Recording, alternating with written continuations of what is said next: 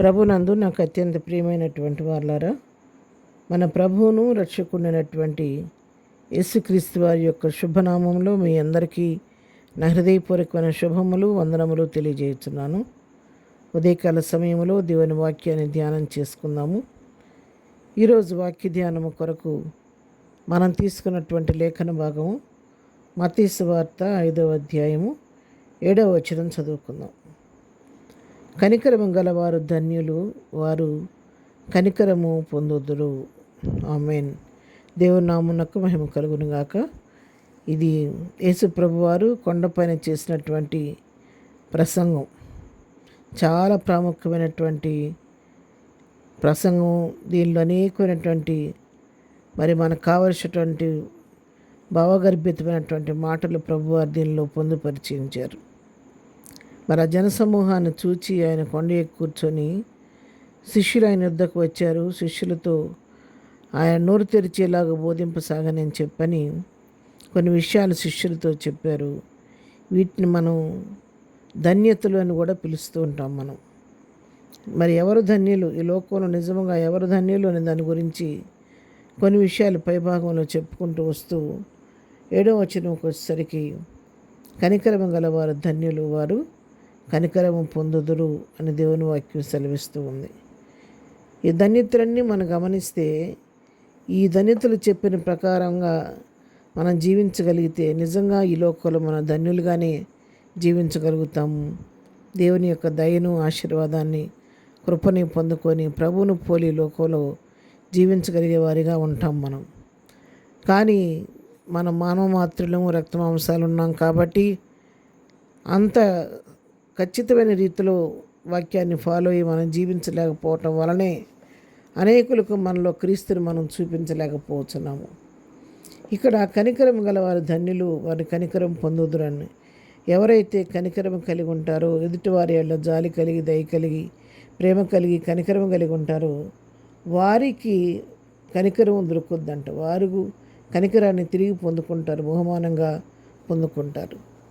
వారి జీవితాల్లో దేవుడు మేలు చేస్తాడు. వారికి కావలసినటువంటి ఆశీర్వాదం, దీవెన కలుగు చేస్తూ ఉంటారు. ఎదుటివారు ఏదైనా శోధనలో ఉన్నప్పుడు, బాధలో ఉన్నప్పుడు మనం వెంటనే వారిని చూచి దేవుని ప్రేమతో స్పందించి వారి పట్ల మనం దయ చూపించినట్లయితే, వారి మీద జాలి పడినట్లయితే, వారి మీద కనికరి పడినట్లయితే దేవుడు తప్పకుండా తన జ్ఞాపకార్థ పుస్తకంలో రాసుకుంటాడు.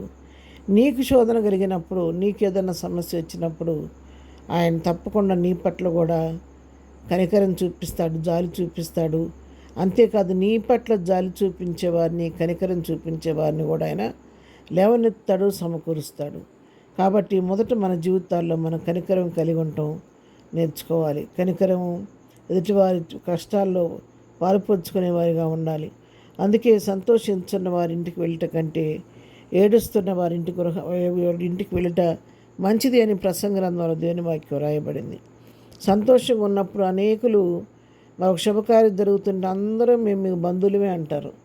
ఆ శుభకార్యానికి ఎంతో వేడుకగా సంతోషంగా వెళ్తారు. కానీ అదే ఒక దుఃఖంలో ఉన్న కుటుంబంలో ఎవరైనా ప్రియులైన వారిని కోల్పోయి ఆ కుటుంబం దుఃఖంలో ఆదరణగా ఉంటే ఆ కుటుంబానికి వెళ్ళటానికి అందరూ ఇష్టపడరు.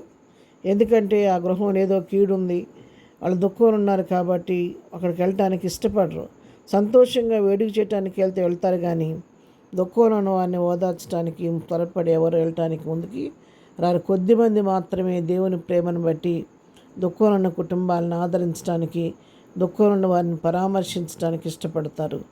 అటువంటి ప్రేమ మనలో కలిగి ఉండాలి. అందుకే వాక్యం సెలవిస్తుంది, మనం కనికరం కలిగిన వారిగా ఉంటే మీరు కనికరం పొందుతారు తిరిగి అని చెప్పని వ్రాయబడి ఉంది.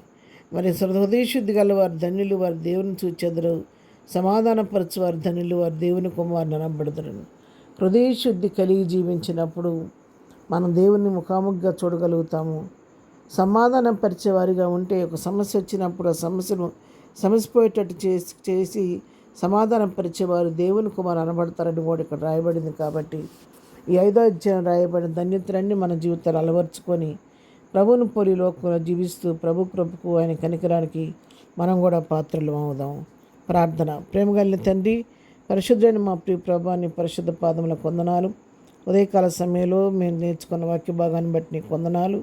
ఈ 5 అధ్యాయాలను 9 ధన్యతలు మేము కూడా నేర్చుకొని పాటించేవారిగా సిద్ధపరచండి. ఎదుటివారి ఏళ్ళ కనికరము, జాలి, దయ, కనికరం కలిగి, ప్రేమ కలిగి ఉండటానికి మంచి మనసు మాకు దయచేయమని.